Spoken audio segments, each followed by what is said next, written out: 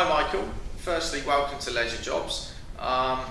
Today what would be fantastic is for us to learn really about your career from the bottom all the way through to the top, hear about all your successes to date, and really inspire the youth of today to join the hospitality industry, as it's a very, very rewarding career.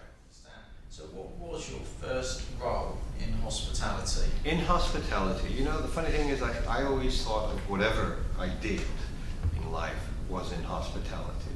It's in my nature. Interacting with people is a kind of hospitality. My first, I suppose, serious role in hospitality was in the travel business, from a business point of view.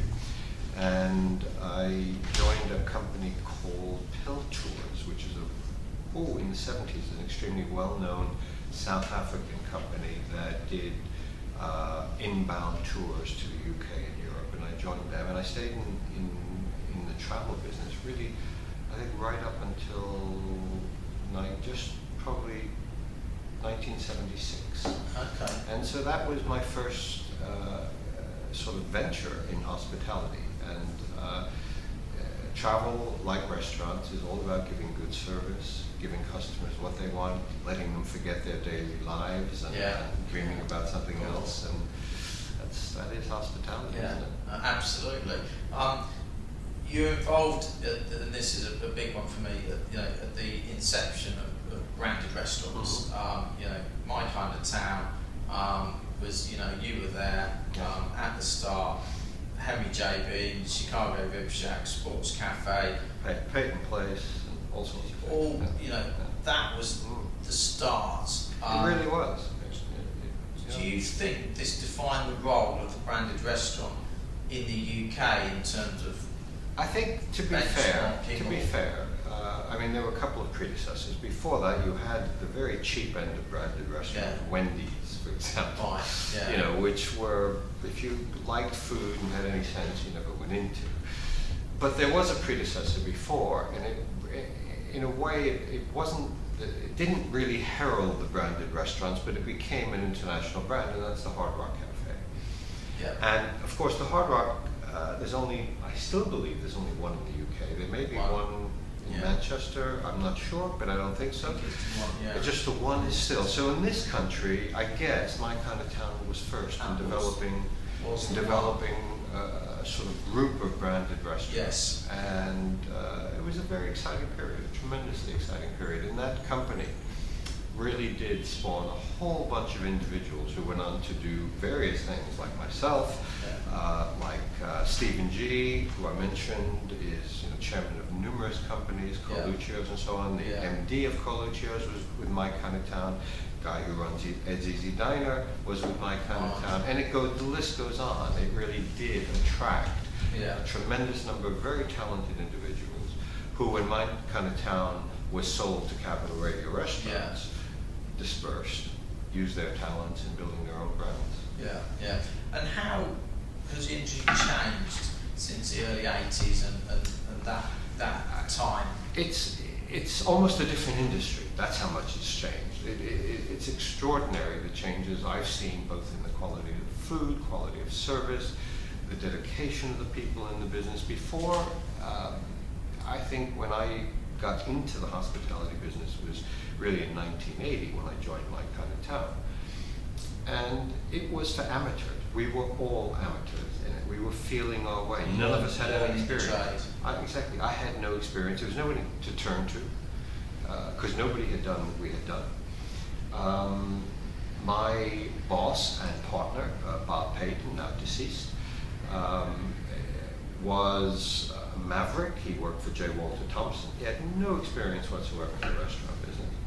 And neither did I. I had just left Hertz Rent-A-Car, where I was head of European marketing, and decided to get into hospitality in that way. And we just learned by doing, experimenting, and it was so much fun because there were no rule books. And it was new, fresh. But what's happened since? Well, you have food that is of unimaginable consistency and quality compared to what we had when I first came to this country. I mean, my first mouthful of food I'll never forget was in a place called Bar Linda on Baker Street, just close to the London Business School premises at Regent's Park. I ordered what looked like it was a hot August day. I had just arrived, a sweaty bun with a single thin piece of cheese sweating in it, and a coffee. And I got camp coffee, which was liquid. Right. You know, I thought that was abolished after rationing finished, you know, in this country. It was almost inedible. And now you can't get anything really bad anymore. Certainly not in London. Yes. You know, there's such a high standard that no place that doesn't at least meet a minimum standard of quality of both service and food is going to survive. Of course, there are mediocre places, you know, but it's all relative. It's all in comparison to other places. Yeah. So we talk about the branded restaurant and how there is that difference with obviously fine dining, but in fact what you're saying is it's still up the ante anyway, Absolutely. which means that in a branded restaurant you're still going to get good quality food. Absolutely. Yeah. I remember at one of my brands at Smolenski's, I used to serve in days when cappuccino wasn't the norm. Yes. You know, people were still slightly exotic, and we had this machine that made cappuccino with powdered frothy milk and powdered coffee. And our customers loved it. You know, and there was a turning point, probably it was about, I think 1989 or 90, when I realized things are shifting and I can't serve this stuff anymore. Even though customers do like it, I've got to produce the genuine article. Right. So we bought in a very expensive 3-drop head machine, trained our people to make proper coffee, and of course never looked back. The game was raised. But you know, it's interesting, I also remember when I noticed that things were improving, and Marks and Spencer's has a lot to take credit for in that sphere. And you may ask why, and the reason is that when they started to produce their own range of foods for take home, that raised the bar for all restaurants, because you could get that. People could they could go there, why would I go to a branded restaurant? Yeah, and pay twice as much for the privilege of sitting down and eating something that isn't as good. So I don't think many people ever acknowledged it. I do remember writing an article about it years ago. It was one of those things you just knew you had to up your game. Okay, thank you, Michael. An interesting question. How does the brand reconcile each site and make sure it has its own identity while still being incorporated within 100 outlets, for example? Well, a fairly new phenomenon. If you look at branded restaurants like Byron, and I don't think they were the first, if you look at them, they now look at every site they take, and I think they have over 35. They've just been sold, I guess you know that, for $3 million a site, and nearly £100 million. And whoever bought it, good luck to them, because I think there is mileage in the brand, particularly overseas. But you look at them, and they take every site individually, and they look at it, where it's positioned, what the local community is like, and they design it appropriately, and in fact even tweak their menus slightly. Yeah. So it's a kind of bespoke design, but for mass market. Yes. And it works. But that's fairly recent. Up until before that. Oh, by the way, you'll see people copying it now, like Strata is an example of what happened before then. If you did the second, third strata, the idea was it was a cookie cutter approach. And every strata had to be the same, every menu had to be the same, every style of service had to be the same. Yeah. Well, now they're refreshing because they have to. They realize that they've got to keep their brand fresh, and they've got to do what Byron has done and changing as a local community. Before even Byron did that, we did that with a very small group called Rocket Restaurant, and we had 4 of those. I wasn't involved, but at that point, because I didn't found the business, I came in as MD, got into a bit of trouble and rescue. But the point of it is that Rocket still exists, and every one that we do looks somewhat different from all the others because of the community we're in. Yeah. How does, or how can an individual within these large branded restaurants stand out and be seen as someone who's done something different? When you say an individual, what do you mean? As opposed to if there was just one large site and it's, let's say, Scott's. Yeah. Well, it's Scott's, it's just got one unit. There's a head chef there. There's a GM there.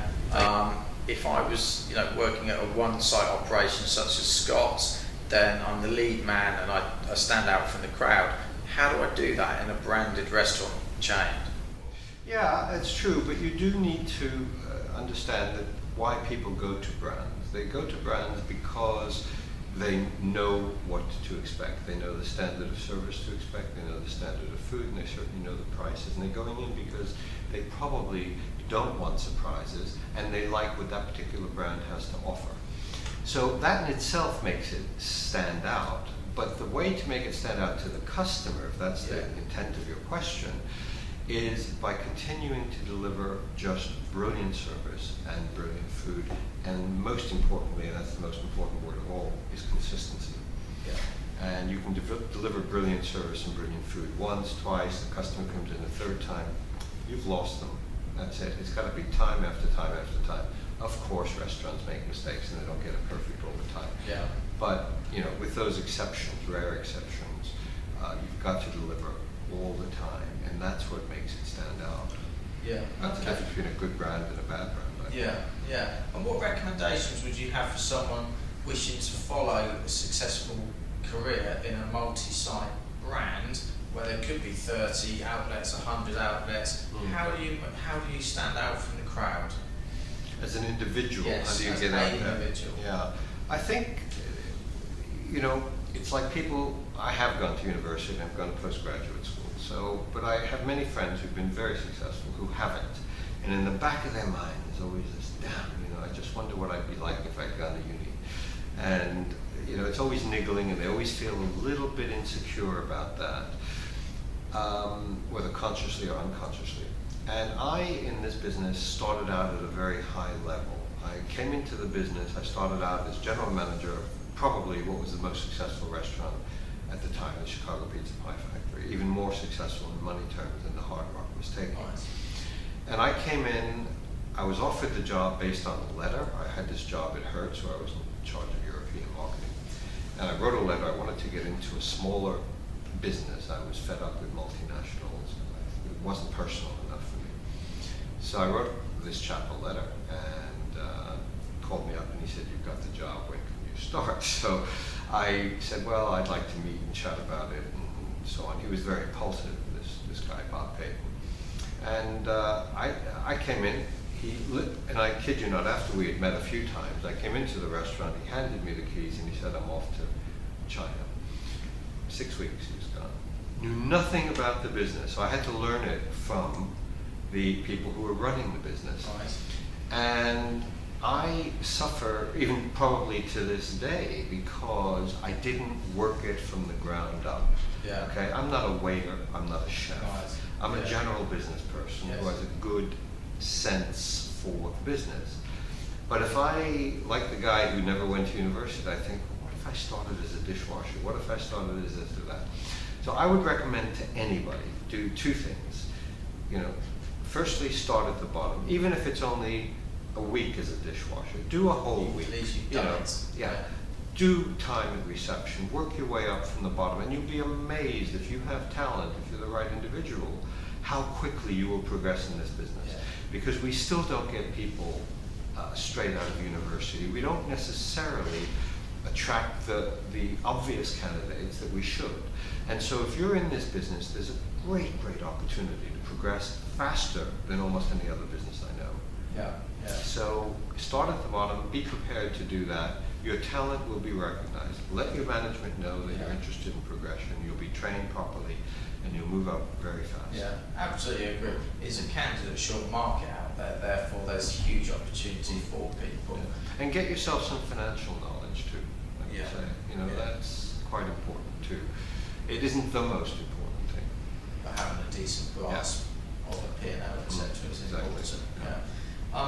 Smolenski's, an example of a very successful single site. I remember going to the one myself in the early days that then replicated itself several times and building in that process. And the brand still endures today. Well, it's a pale shadow of its former self. Yeah. I mean, I sold it in '99, So, but it's still around. It's still around. It's nice to see it around. I don't think Yeah.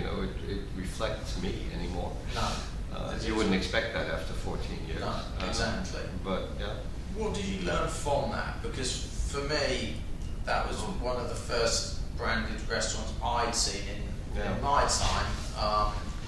What did you learn from that experience? Did you I took, interesting, the last thing I did, of course, was to sell it. And the thing that I learned from that, working slightly backwards, was how personal people felt about that business, both the customers and the staff. And when I sold it, what really surprised me was the backlash I had from my staff, who actually felt I had betrayed them by not putting them in my confidence during the sale process. They all wanted to know. And of course you can't do that in practical business terms. It's impossible. So you've got to negotiate privately. And they felt betrayed. And what that told me was that the way to start a successful brand is to make sure it is personal. Make sure it reflects you, it reflects your values, and it reflects your life, really, and your heart and soul. And whilst I was very upset by the letters I got from my staff, feeling betrayed, and I spoke to every single one of them, of course, individually afterwards, at the same time I was rather flattered, because I thought, wow, I mean, this has created a family, hasn't it? And that's what a brand really is. It's a kind of family, a kind of tribe, and that you want to feel part of if you want it to be a success. Yes. The ones that, I won't name any names because I know everybody in the business, but the brands that aren't all that successful are because they've not achieved that level of personal quality to it, I think. Yeah.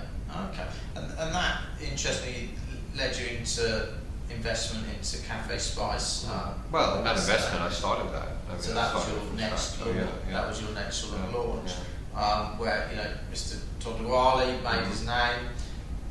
Again, you're currently working with Angela Hartnett.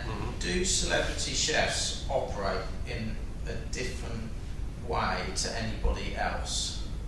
Not the ones I work with. I got to tell you, I wouldn't work with any celebrity chefs who had too big egos. I can't stomach that, and not because I have the biggest ego and because mine has to be bigger than theirs, but because I don't have that big an ego. I'm always learning. I'm always happy to learn, and I want to work with people who are pretty humble and modest about their skills. They know they're good, of course. The world is telling them. They don't need to shout it. They don't need to shout about it. And so the people I work with aren't. I mean, I've come across a few nightmares. I've employed a few nightmares. As soon as I realized I'd done that, I got rid of them. But the chefs that I work with tend to be loyal, and loyal isn't really the right word, because that implies that they're doing something against their will. They really enjoy what they're doing, and they stay with me, not out of loyalty, but because they continue to enjoy it. Absolutely, and it sounds like they're like-minded people. That's yourself, what's about. Which means that's why it works. I have a phrase that every time we have a general staff meeting in any of the restaurants, one of the things I never fail to repeat it, and that is that I say to all the staff, I said, your first job, other than dealing with customers, is to circle the wagons and make sure that management do not let anybody into that circle who doesn't fit. Because we make mistakes. We hire people, we get it right maybe 75% of the time, 25% we make big mistakes. And if you let somebody into your group, they will poison that group. And they will complain for no good reason, they'll bring everybody down, and if that happens, you must never be shy to tell your manager, we don't think this person is right. And do it sooner rather than later. So that's the message I always give to people, because it's so important to have a cohesive group of people working together. A little bit of friction is good, Exactly. But just the right amount. You can't have an individual which is poisoning the group. There's lots of repercussions. And on that note, we talk about Angela Hartnett, etc. Skilled chefs are in short supply.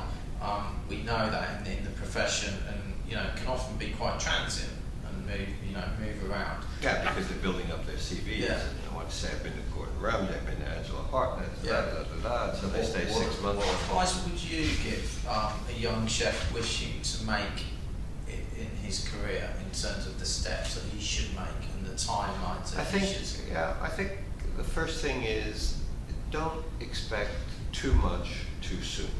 That's my opinion. And if you are a star, if you really have that star quality, okay, let's look at Gordon Ramsay, let's look at Marco White and all of that. If you have that, you'll know that internally.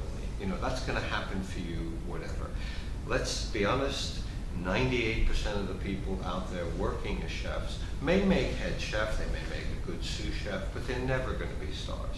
So for most of you, don't expect because you see these superstar chefs earning fortunes on television and so forth, that that's going to happen to you. Keep your expectations down, learn your craft. That's the most important thing, from the bottom up. And learn it in detail. And your talent too is going to be recognized. And if you're a star, you'll break out whatever happens. Continue.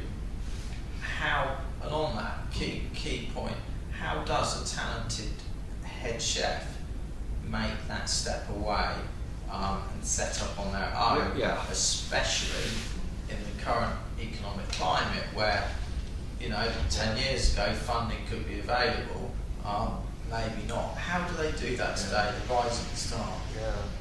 Befriend the right people. That's what I would tell you to do. If you have no money but you have the talent, you'll find a way. There's no, it's amazing in my career, the right people just seem to pop up at the right time.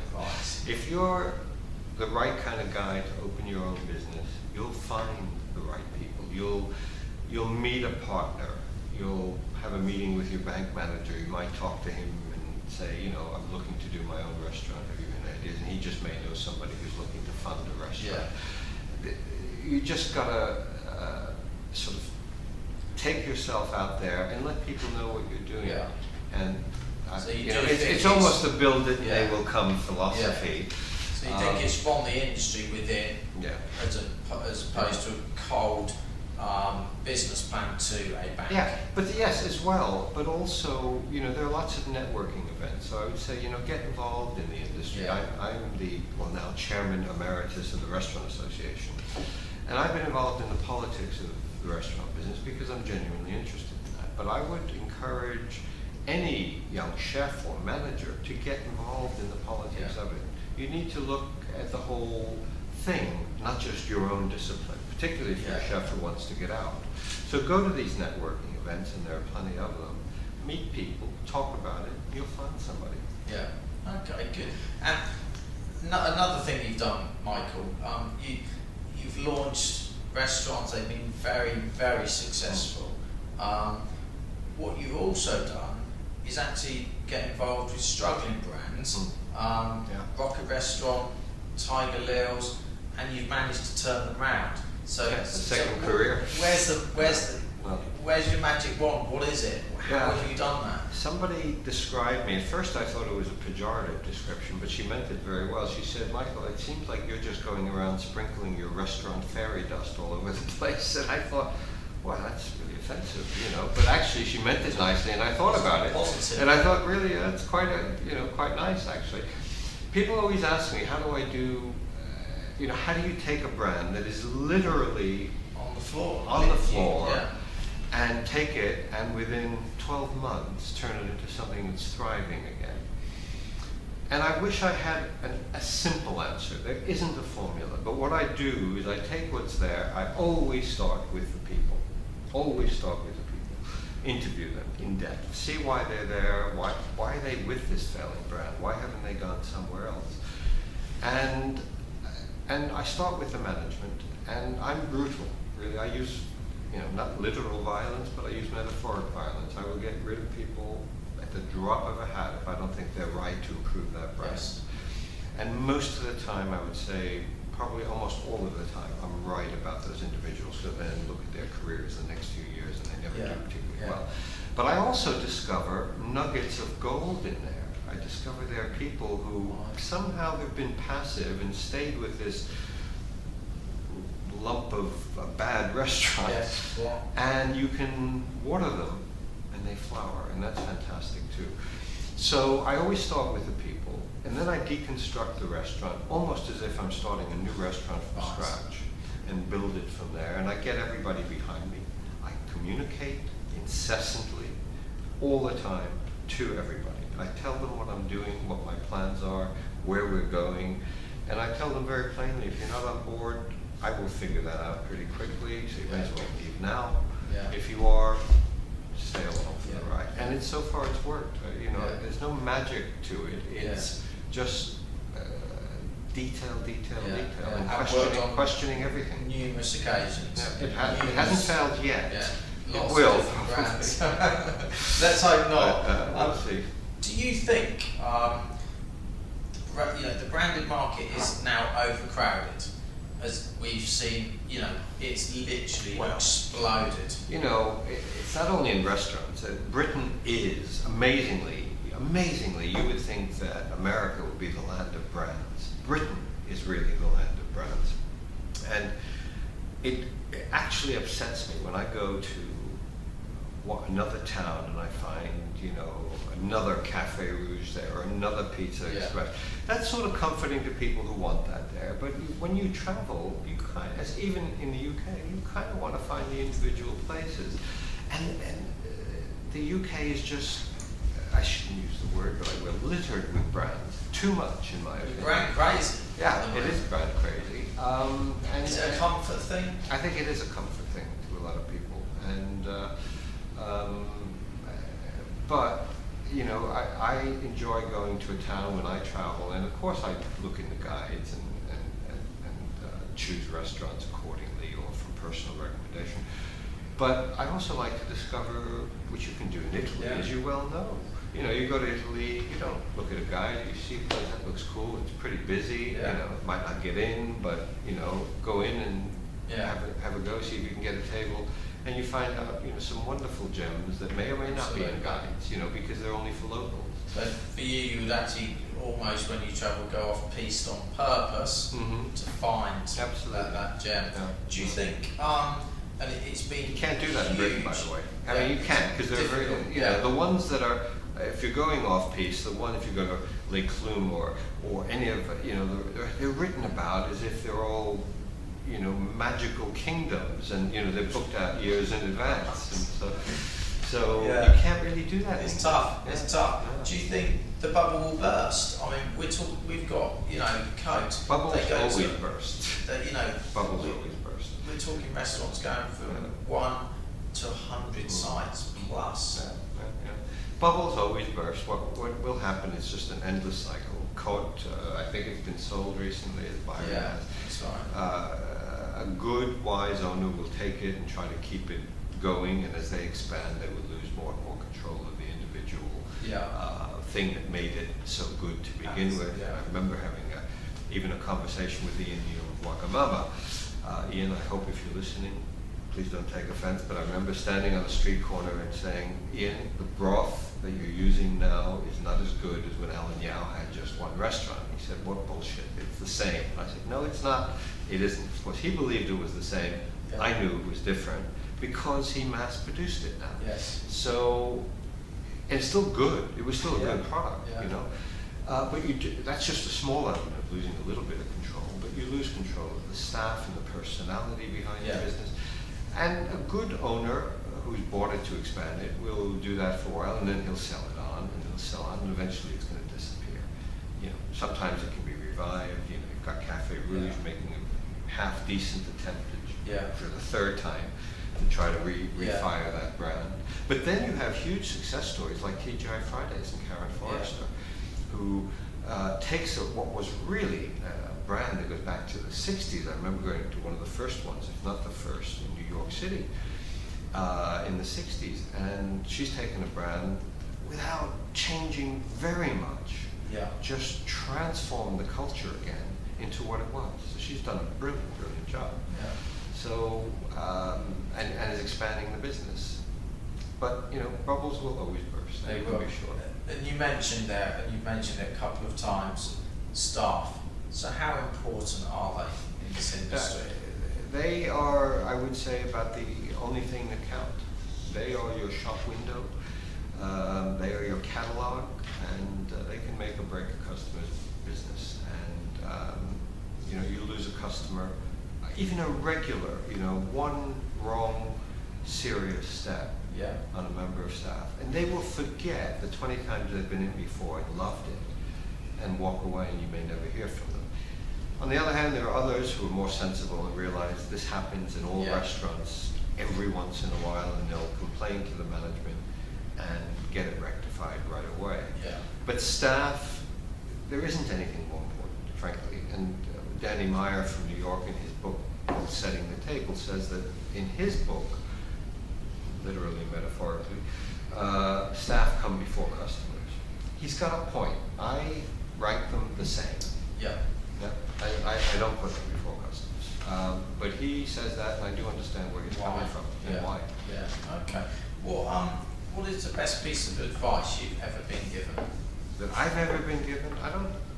There's something about me, people don't give me advice. I got to tell you, I don't think anybody's ever given me any piece of advice. Good or bad? No, you've not been advised? No, I haven't. Nobody, it's interesting you say that. I never thought about it until this minute. Nobody has ever said, Mike, you know, this is what you need to do. Interesting. I really fascinating. You found your own way. I don't know if they're afraid of me or what. You know, afraid or they think I'm successful and therefore he doesn't need any advice. But I do ask advice often. I mean, about specific things. You know, I ask a lot. Most of the people I ask advice from are my own staff. You know, when I don't know what the best course of action is. I mean, to give you for instance, I can't design a kitchen, right? But I know how important it is. This operation off Carnaby Street called Kua Ana that I'm chairman of, and where we have virtually, since I've gotten involved, gone from, I won't give specific numbers, let's say they've almost tripled. And we knew that one of the problems was the kitchen area wasn't well designed, and it's a display kitchen, and we are very dependent on getting food out fast. I couldn't tell you how to line things up in the proper way. And so we asked the chefs, and we had them work together with the designers of the kitchen, and we changed that line completely. Small changes can have big impacts in kitchens, especially tiny kitchens. And so there we are, and I left it to them, and it's worked beautifully. We were able to get 25% more food out in any given hour than we could before. So it sounds like for you, you trust your expertise within your business. If I trust the people, I trust their expertise. Absolutely. Okay. And what do you think that you've done a lot in your career? What's your most exciting venture out there today? Today, I've got to tell you, it's Kua Ana. Small though it is, this is essentially it's a hamburger sandwich and salad joint, 750 square feet. And the reason it's so exciting is that when I don't think it would be right to talk figures, but it's a tiny sort of place, per square foot. Today, I think it could well be the highest grossing restaurant per square foot in the country, as far as I'm concerned. Phenomenal numbers. And that was not a failing business when I joined them. I did it as a favor to a friend to join that business. He was a director and he wanted out, and it was too small for me. I usually have a bigger canvas and so on. And he asked me as a favor as a friend, and I said, okay, as a friend I've got to do it for him. So I did. I got stuck in. It was a successful business in its own right already, but you could see that the two guys who started it, who were ex-lawyers, Lehman Brothers, didn't really know the business. And so I started on the principle from the bottom up as well, and we changed almost everything. Introduced waitress service, we changed the kitchen line, which I discussed a minute ago. We changed the decor, we changed the menu, we reduced items, we raised the prices a little bit, and it has become, I suppose, the restaurant equivalent of writing my way. You know, Nice. it's just a super hit. It just has exploded from the day we reopened the doors. We only closed 5 days. So that's kind of, if you're a songwriter and you know you're a good songwriter, you write some good songs, you hope they do well. Occasionally you might strike real gold. Yes. And finally, Michael, I know you're passionate about the restaurant market, but if you weren't in the restaurant market, what would your career be? What would it be, or what would I like to be in my dreams?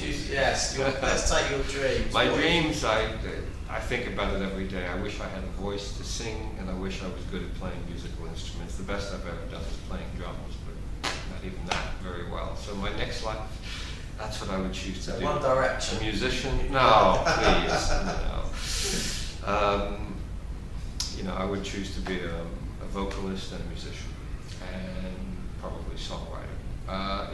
What would I probably be doing? I think I'd make a pretty good film director. I have a fairly good eye for detail, and I think the skills in the film industry are very similar, and you have as many flops in the film industry as restaurants flop as well. Yeah.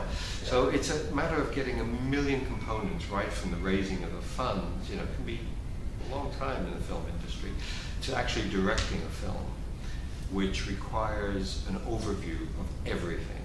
And that's what I seem to do in the restaurant business, without having any particular skills at all.